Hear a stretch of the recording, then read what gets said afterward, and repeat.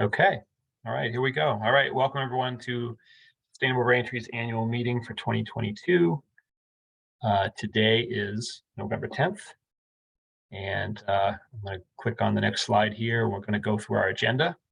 So we're starting a few minutes late, so thanks for waiting for us. We're going to start with a little bit about our mission statement, and I'm going to talk a little bit about summary of what we've been doing in 2022, and then we're going to have our guest speaker, Karen Shapiro, talk to us about sustainable investing. And I will introduce her about 15 minutes in, and then we'll go through. We're going to go through our a little bit about 2023 topics and membership updates, and we're going to have our steering committee election. So should be exciting. All right, so most of you know this, but our mission statement at Sustainable Braintree is shown here. So Sustainable Braintree is a community advocacy group committed to helping Braintree residents, community groups, businesses, and local government conserve energy, promote clean and renewable energy, protect and restore the environment, and live a healthy, sustainable lifestyle. Our focuses are shown there below: energy and climate, water and conservation protection, waste reduction and recycling, community gardening, and conservation and protection of natural areas. Right, so what I wanted to do, as I mentioned, is just to do a little brief overview of the year that has been for Sustainable Braintree. So we started out in January with our first steering committee for the 2022 steering committee. We made a presentation to the Braintree Gardeners Guild. We also made a presentation to the Braintree Rotary Club.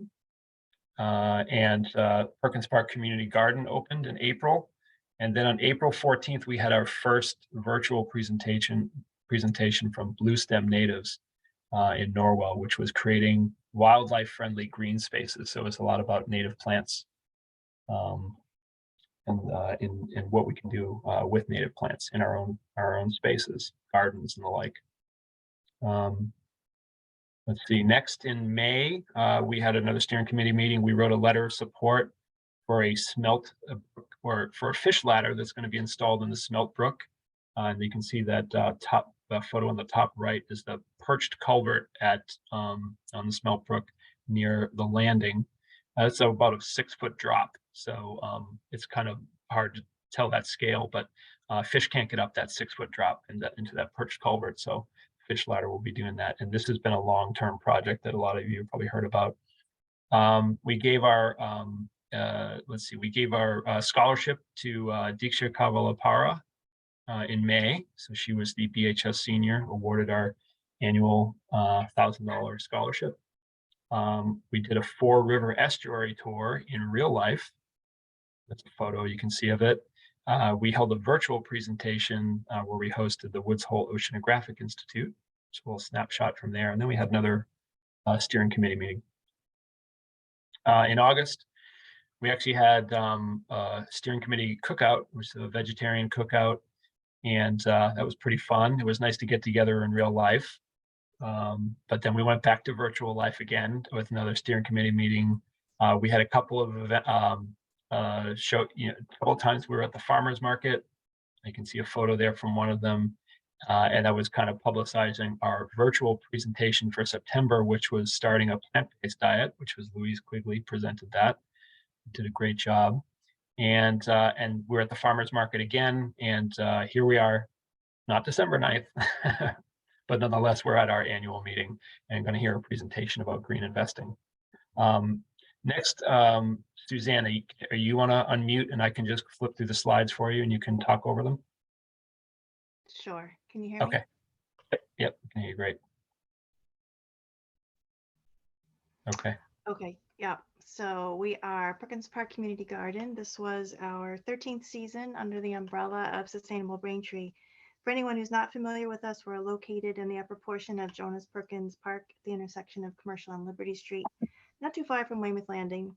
We have 29 individual plots that are 6 feet by 12 feet, an herb and wildflower garden for community use, shed with tools, water supply and hoses, and compost bins, Our Linktree page is noted here for anyone who might be interested in joining us, as well as some general gardening information.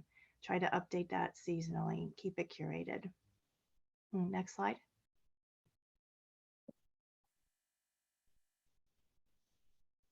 A lot of folks join us because they're interested in not only gardening, but becoming part of a community. This was kind of I consider this kind of a comeback year for us in a way, because it was the first year since 2019, since the pandemic, that we were able to get together as a group and do our full slate of typical community gatherings. We had our spring cleanup, as well as our, well, we call it a work party, spring work party and the fall work party. And we couldn't have a separate picnic because of weather, but we did manage to tack it on at the end of our fall cleanup. Ironically too, the weather was so hot and dry that with the water restrictions, we were all kind of coming to the garden at around the same time every day. So we got to run into each other more because of the water restrictions. A lot of folks told us what a good time they were having this year, which is good to hear. We want gardening to be fun and not so much a chore. Next slide. And here on the left, we're doing one of our annual rites, trying to keep the deer out of our gardens. We have the magic fence this year. We were able to fence in 2 of our plots with this brand new fencing system. It worked well. So next season, we hope to be able to put fence around more of our plots, help out gardeners wherever we can, help offset the cost of gardening as well as the membership fees. We did grow some seedlings for the first time for our members. We did a lot of cool weather plants like the lettuce seedlings you see on the right, as well as some tomatoes and peppers for later in the season. The other projects, we kept busy. We repaired our compost bin and gave out fresh compost. We took out a huge invasive multiflora rose bush, spruced up the herb garden, put in more wildflowers, and big thanks to the town as well for helping us remove a huge tree that fell right on top of our pergola. Thankfully didn't do any damage, but they helped take the tree out as well as trim some limbs that were shading some of our plots. Next slide. We are an organic garden, which means that we don't allow any synthetic chemical pesticides or herbicides, fertilizers. But in recent years, we've expanded our scope to include other sustainable practices. For example, soil first. We ask that our gardeners do their best to keep their gardens covered at all times, not with plants and with organic mulch. You take a look at that photo on the right. This gardener has used straw to mulch in between her onion starts. In the middle there, that green material is actually burdock leaves that she cut down from some plants that were growing close to our compost bins. The interesting thing about burdock is it has a deep taproot, so it mines minerals and nutrients deep in the soil. When you chop those leaves and drop them in your soil and they break down, they actually provide those minerals and nutrients to the upper layers of the soil where more shallow growing plants can access them. And keeping the soil covered has lots of other benefits as well. We also ask that our gardeners try to keep their gardens planted for as long as they can. We had a lot of folks who were growing throughout the full season, starting in the spring and then converting to warmer season plants and then putting in some cool season plants again in the fall. One of the benefits of keeping a living root in the soil is it actually helps to build your soil. It's a lot different from more conventional farming practices where you're doing a lot of tilling and using a lot of chemicals that don't actually support the soil. But you end up needing to use those artificial means to keep your plants alive because you've damaged the soil. So we do all we can to try to build the soil and think about soil first. In this photo on the left, that's a native strawberry plant that I'm growing in my plot. It is native to our ecoregion, and when I get the berries before the critters get them, they're very tasty. But I'm actually not growing the plant for the berries, but for the ground cover. It's a great ground cover. Keeps a living root in the soil, spreads easily. Rachel can probably talk about this as well because she's used it. And it's easy to pull back where you don't want it. And it acts a lot like grass even. It can take a little bit of foot traffic and also provides a good floral resource for our native pollinators. So, I've really, a lot of us like to try out these maybe new gardening techniques in our spaces. Is a good place to try things out. If they work out, that's great. If not, it's okay. We move on to other things. Um, Next slide. So there's our link again. If you're interested in joining us or you have any questions about gardening, feel free to reach out. Our contact information is there. And as I said, I like to update that link with lots of other information, including biodiversity conservation, sustainable garden practices. Thanks. Very cool. Thanks, Suzanne. Okay, so now we're just going to do a little quick talk about membership, Sustainable Braintree. Many of you know this, membership benefits. So you, by becoming a member of Sustainable Braintree, you will financially support our mission, program, and operations. You'll be able to vote in our annual meeting, which we're in right now, and participate in steering committee meetings throughout the year. In order to be a member, you need to have your membership paid by as early as the first steering committee meeting or as late as the annual meeting, this meeting here. So our membership levels are here. They're also on our website. You can be individual, family, corporate. They each come with varying votes, but we don't really, focus too much on how many votes you get. We haven't had any hostile takeovers of the steering committee. So, but that is a thing in our bylaws. So I'm going to put up on the screen here our current members for 2022.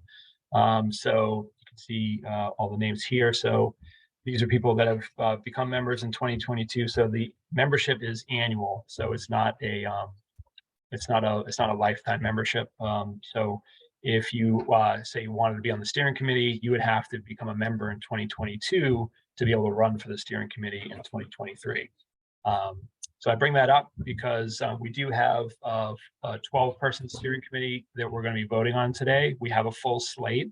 But if you are interested in getting, involved with the steering committee, potentially, getting on the steering committee, you would have to be a member. So I put that up here because if you're on the call or on this meeting and you don't see your name up there, then you're technically not a member for 2022. So, but you can rectify that, and you can do that while we have our next presenter, who is Karen Shapiro. So Karen is she's a sustainable investing specialist at Green Future Wealth Management, and we were talking about what some of the topics we've had a lot of topics about native plants and about climate change and things like that.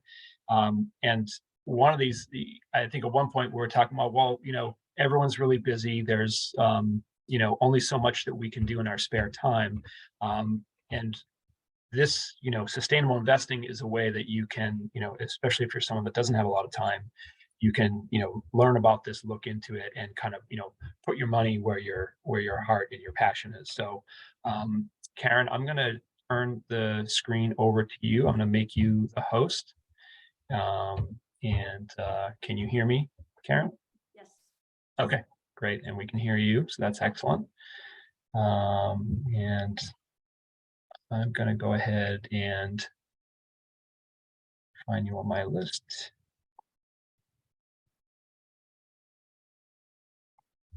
Okay, now you should be able to share your screen. Okay, is that showing up? Yep. Okay, great. So thanks so much for having me here tonight. This is an area that I'm passionate about. Just a little bit about me. I'm a environmental scientist, and I crossed the railroad tracks into sustainable investing. I worked for 20 years in the nonprofit area and was doing reports trying to affect business decision making around environmental issues. And after a while, you start to really wonder, are your reports having any impact or not? And then when I stumbled upon sustainable investing and realized that it was a way to have an impact, I made the switch. So anyway, I'm going to take you on a bit of a journey tonight. Hopefully, if you have any questions, we'll have time for Q&A afterwards.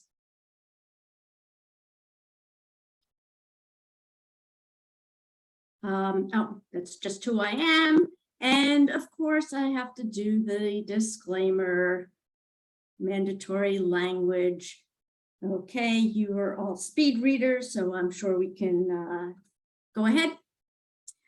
So the analogy that I like to use about what is sustainable investing or impact investing, there's so many different names to it these days, is the choice that we make whenever we go shopping. So, thankfully, a lot of communities have, of course, banned plastic bags.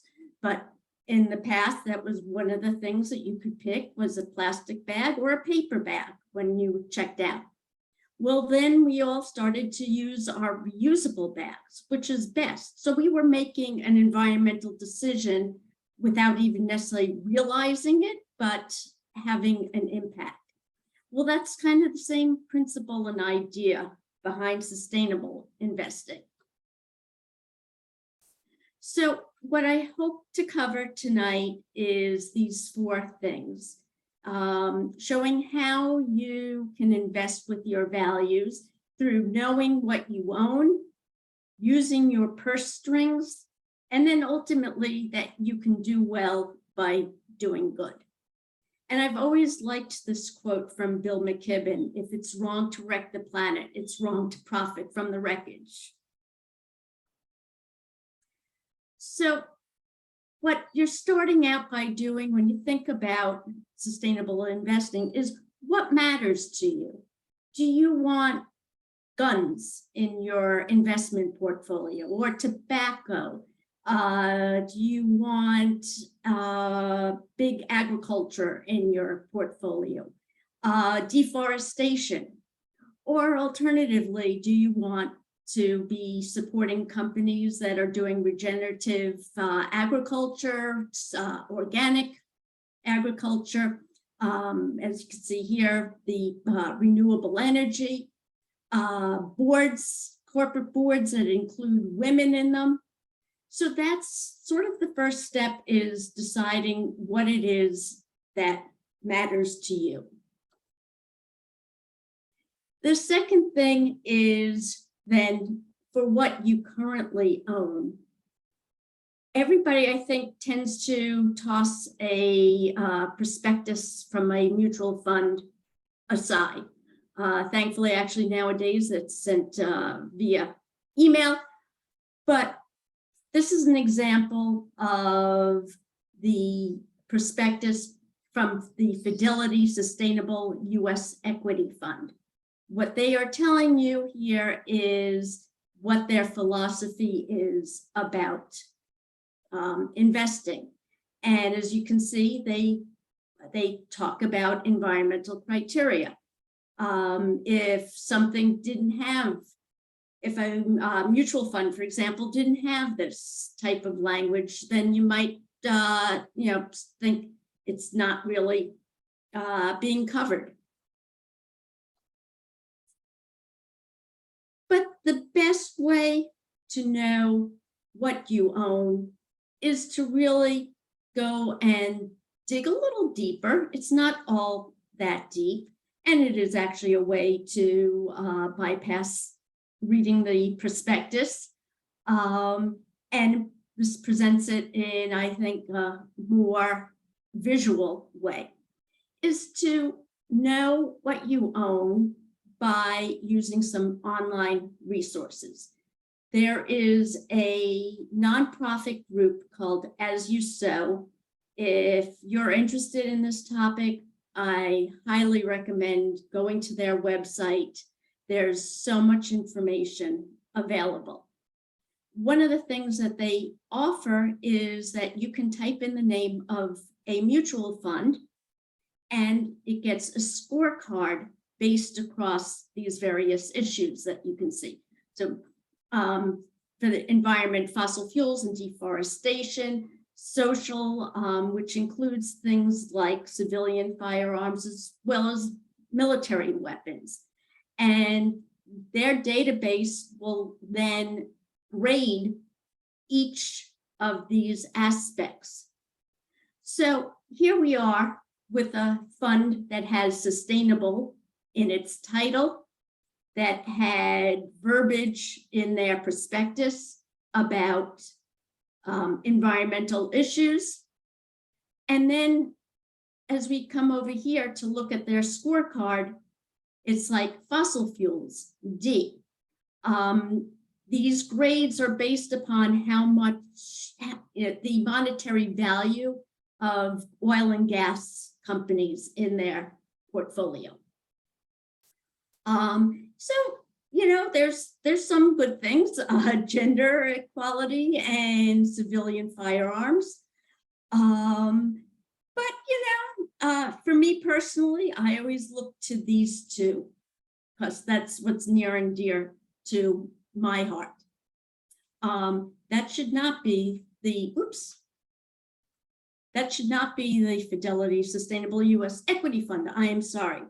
This ranking here is the Green Century U.S. Equity Fund. Green Century is an organization that offers mutual funds to both retirement plans, but also just for us people. And I keep doing this. Anyway, and actually they are an offshoot of US PIRG, the Public Interest Research Group. Anyway, as you can see, they are faring a lot better on this graph, on this report card. They get a B for fossil fuels. That little badge by deforestation, that's to acknowledge all the shareholder work that they do, which we'll get into in a little bit. But, you know, by and large, the scores for Green Century Mutual Fund is a lot better than the Fidelity Sustainable U.S. Equity Fund. And by the way, at the end of my presentation tonight, I'll have a slide that will list all these various resources, so you don't have to try writing quickly. The third area is to use your purse strings. And Michael, as you were talking about joining Sustainable Braintree, I realized, oh, that's a great analogy. So when you own a stock, it could be one share of a stock, you are considered to be an owner of that company. So, you know, you join Sustainable Braintree, you get to vote in the annual steering committee election. You get to participate in meetings. Well, similarly, when you own a piece of a stock or, you know, a share of a stock, one of the things that you get to do is vote your proxy, is what it's called. Every year, a corporation has to have their annual meeting. Ahead of their annual meeting, they tell you, these are the issues we're going to be discussing. We're going to elect our board of directors, for example. And then there's a whole bunch of other proposals that are listed there. When most people receive this card, they toss it. But you're giving up your chance to vote and show to a company issues that are of importance to you. Because what happens is every year, the mutual funds who are owners of these companies, they have stock in these companies, will try to talk to the company if there's an issue that arises that they're concerned about. And if ultimately the company is non-responsive, the next step is to file a shareholder resolution. A shareholder resolution is what appears on the proxy card. So for example, you know, it might be a shareholder proposal to ExxonMobil, telling them that the shareholders believe that the company should be reporting greenhouse gas emissions. So those are the types of things that being an owner helps with. Now I'd like to show an example of how the behind the scenes advocacy works. One of my first positions when I started in the sustainable investing field was with a mutual fund company called Domini Impact Investing. So Domini scores all of the holdings in their various mutual funds to the set of criteria, and ultimately screens out the bad actors, includes the good actors, so to speak. But just like there's no perfect person, there's no perfect company, and issues always arise. Well, this was an issue that came up in around 2006 or so. Greenpeace had taken ads out, including actually on very large billboards, but even like in the New York Times, that was, as you can see, how to destroy Canada's ancient boreal forest in 3 easy steps. The boreal forest, just as an aside, is a old growth forest that has a lot of significance to habitat and people. Anyway, see, pull out a Kleenex facial tissue, put it to your nose and blow. So, great visual impact. And we started to talk, me as part of, Domini, started to talk to Greenpeace and to better understand the issue. And, as you can see on the right hand, the issues were that they were sourcing from old growth forest. There was no recycled content. And they were also doing greenwashing because the company was claiming that they had a sustainable investing target, but that target really didn't exist.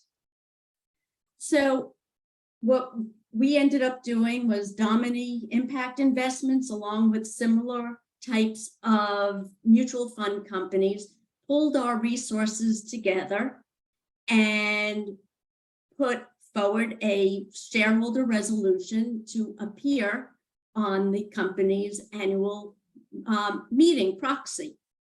Well, companies really, really hate to have their dirty laundry aired at annual meetings. So it's a very effective means to get companies to finally respond and stop ignoring you. And ultimately, that's what happened here.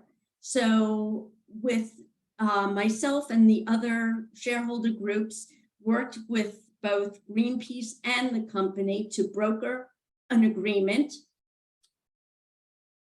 And as you can see, it was acknowledged by clear cut, case closed.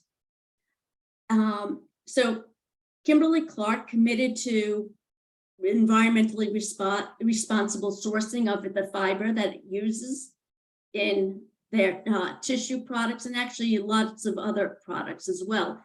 And Greenpeace ended their clear-cut campaign. So today, if you were to pick up a box of Kleenex, and I mean, Kleenex brand tissue, and turn it over, on the bottom, you'll see a symbol that says FSC certified, which is saying that the Forest Stewardship Council has given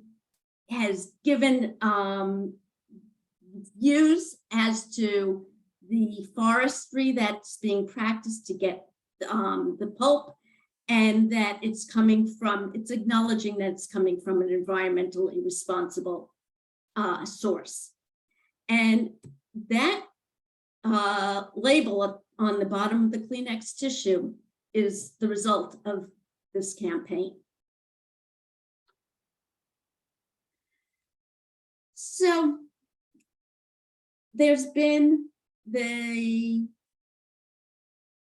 false view in a lot of different areas that you can't do well and also do good.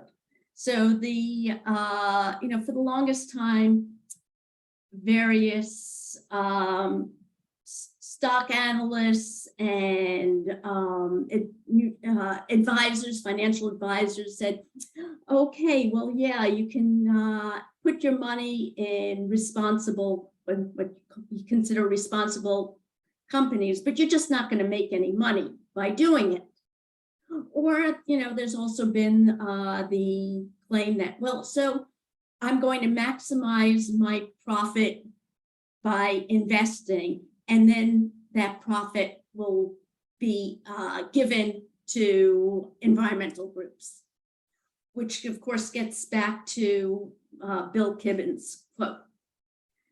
So there's now over a long time, starting back actually even earlier than October 7th, dates back to 1995.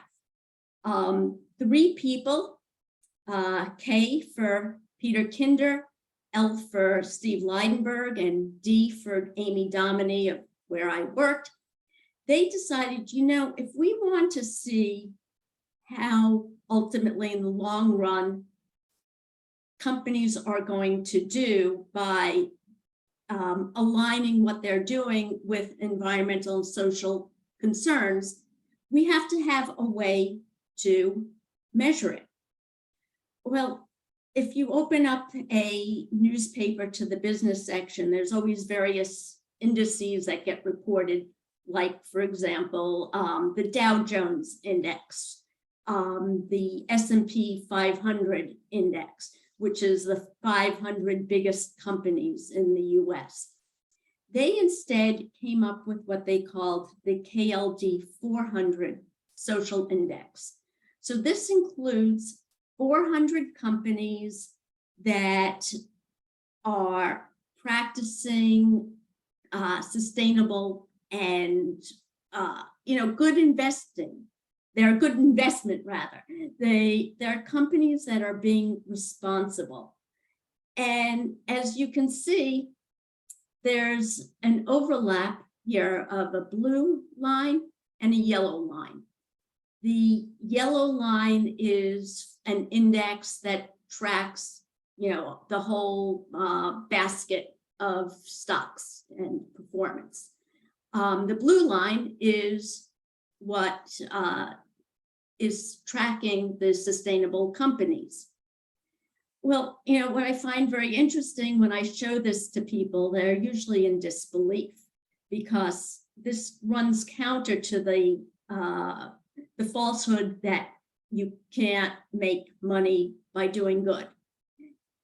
And, of course, this starts to then raise the question, well, why are these companies maybe even doing better?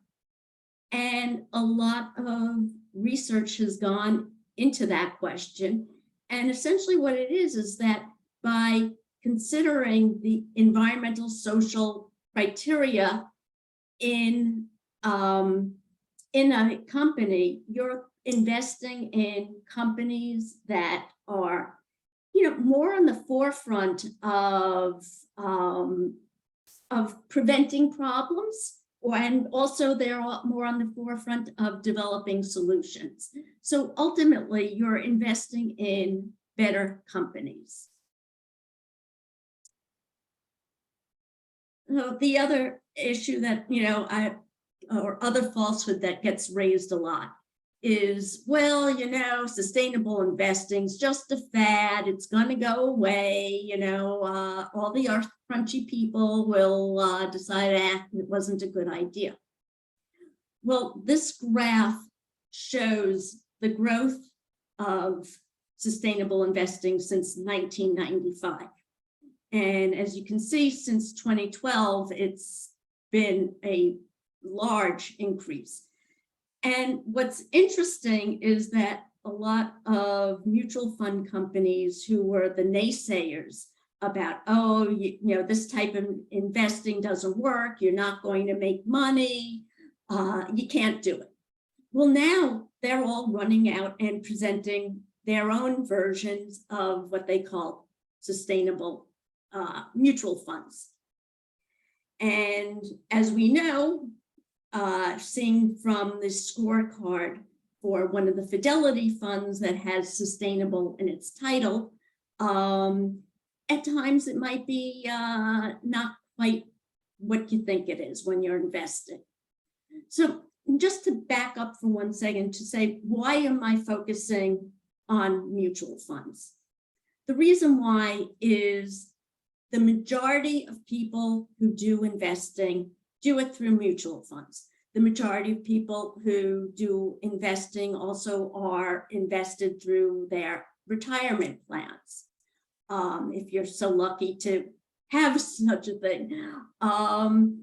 And the thing about retirement plans is that a lot of retirement plans still have not realized that people want to be able to invest in a way that is in line with what really matters to them.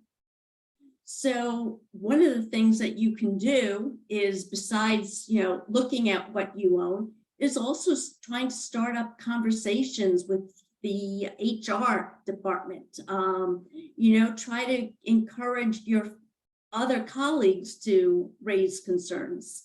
So, you know, bottom line is to holler.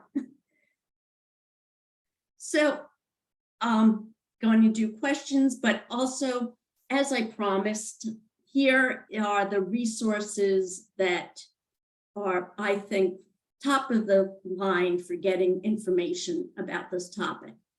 So as I mentioned earlier, As You Sow is the group that produces that scorecard.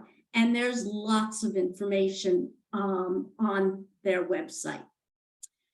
US SIF, they are, you can think of them as kind of being the overarching group for the sustainable and impact investing world. So the closest thing that we have to a trade association. They do a lot of great research. They've got a lot of wonderful reports on their website, including how to begin with sustainable investing, what you can do. You know, several years ago, I remember the numbers coming out about how if each one of us replaced an incandescent or all the incandescent light bulbs in our homes with fluorescent lights, that would have such a big impact on greenhouse gas emissions and on our carbon footprint. Well, similarly, if only a handful of people started doing this, and then more and more, we're each able to have an impact by where we are investing our money. Then lastly is this website, Proxy Impact. As I had shown the card with the proxy voting card that is sent out to shareholders, they are a wonderful source if you ever want to understand what it is that's on the proxy card in front of you. They suggest why you should vote a certain way. It's also a good way to see if companies that you might be interested in investing in, if there's been problems with that company that makes it to the point of being a shareholder resolution and then being on the corporate proxy.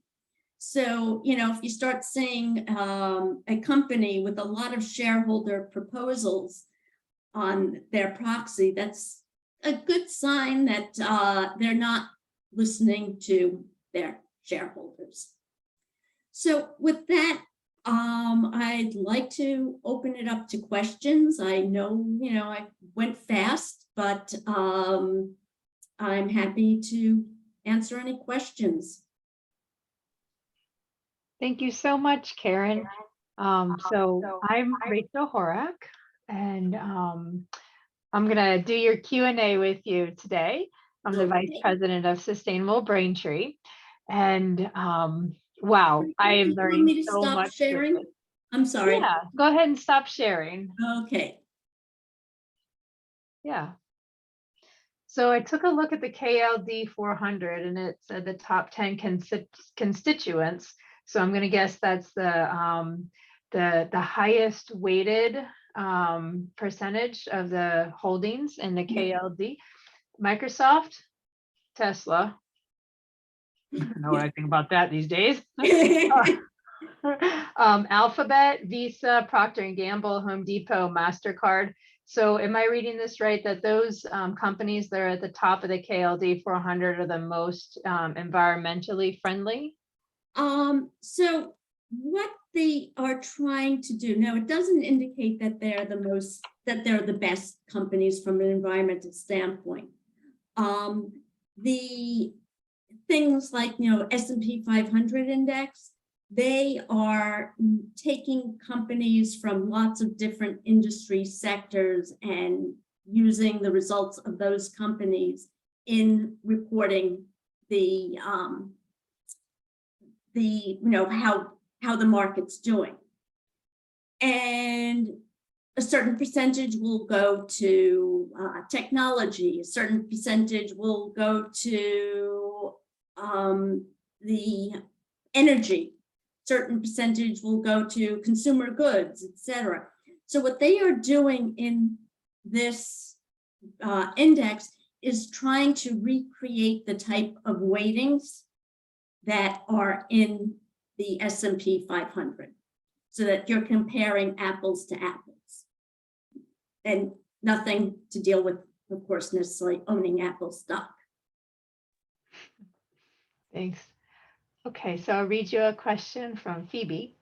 My church, the big institution itself, not just my congregation, often says that it doesn't want to divest from fossil fuels because then we can't hold any sway in the shareholder meetings.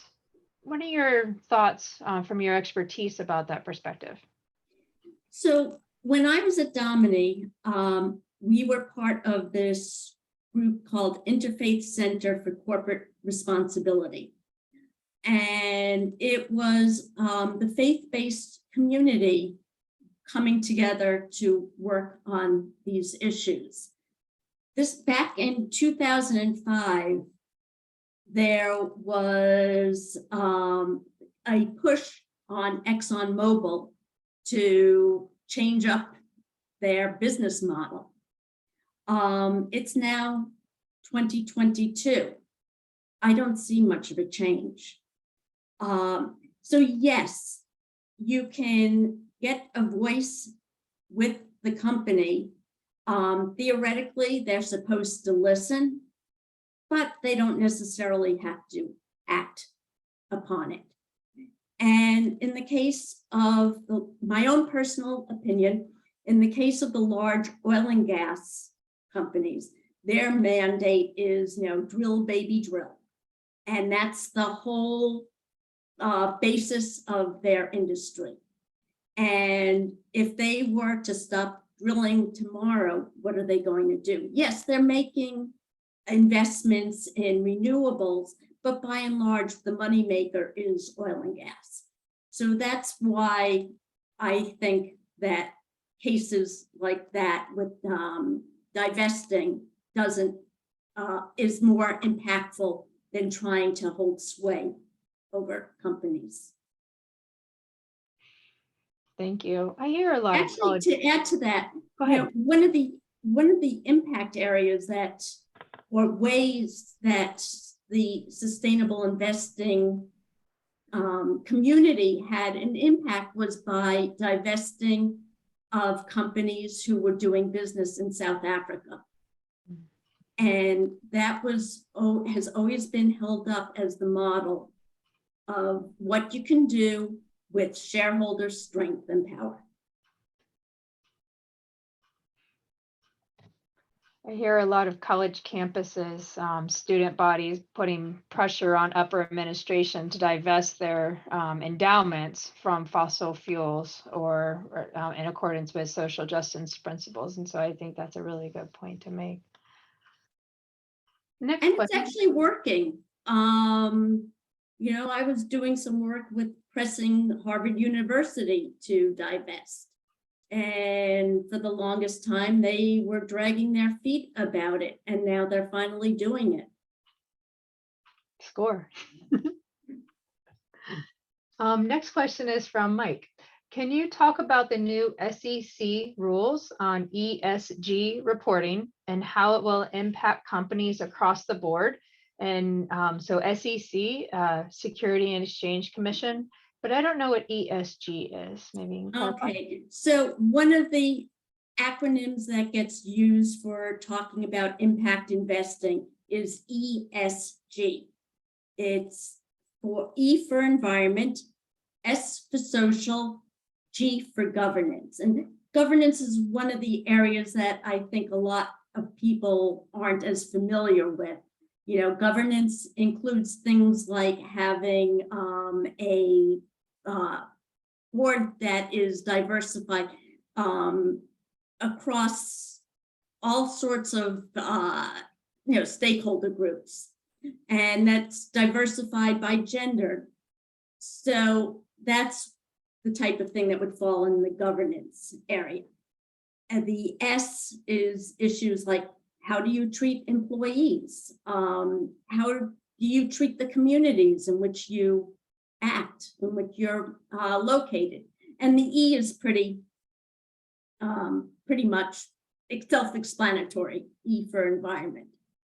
So the SEC is the Securities and Exchange Commission. There's been some very interesting dialogues going on as of late. Some of the large money managers like BlackRock have been saying, we're not going to invest in fossil fuels. And as a result of that, there's been, DeSantis is one of them. I can't remember who else has been involved, but the various states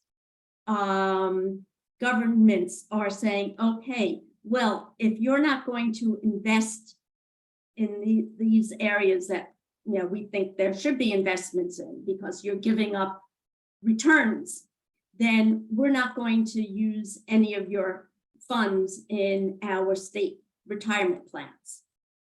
So there's been a lot of backlash going on. So, by and large, why, look at the states that are having this reaction, and it's states like Texas also. So, where oil and gas, surprise, surprise, comes from.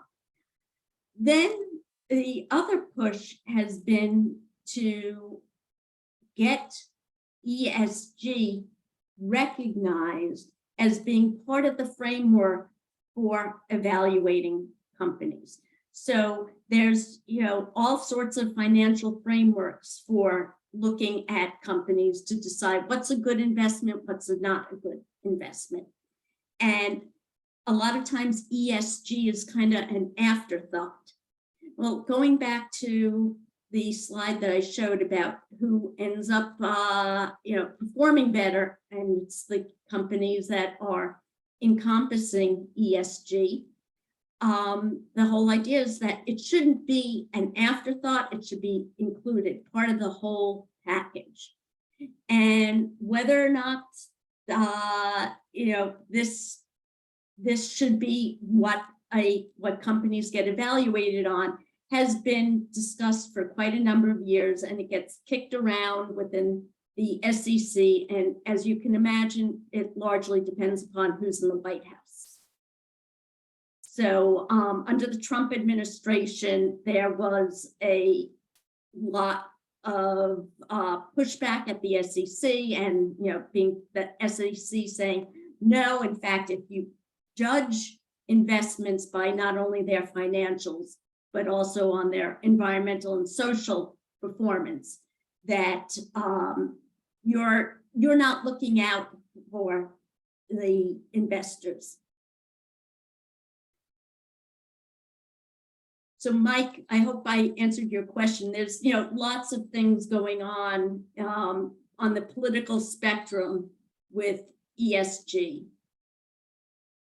And so Karen, just to that question, is ESG required or going to be required by the SEC, ESG reporting, or are they just regulating it? They're not even regulating it. Mm-hmm. So there is a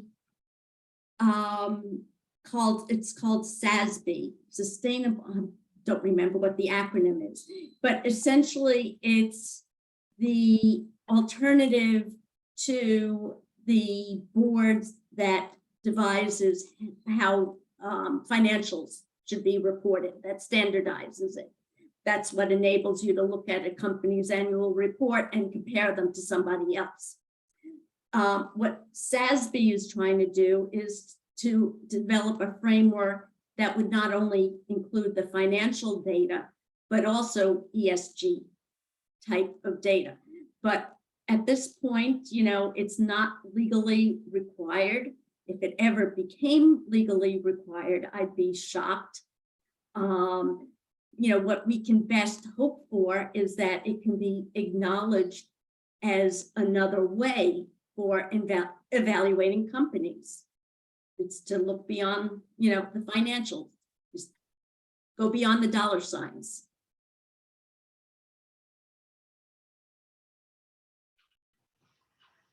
So that's all of our questions at this point. If it's possible, I'll take one last question.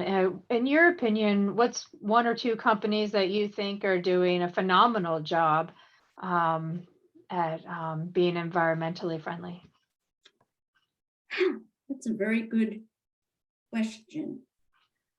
As I mentioned with my experience at Domini, there's no perfect, of course, company. There's issues with all of them, but Vestas, it's a wind power company.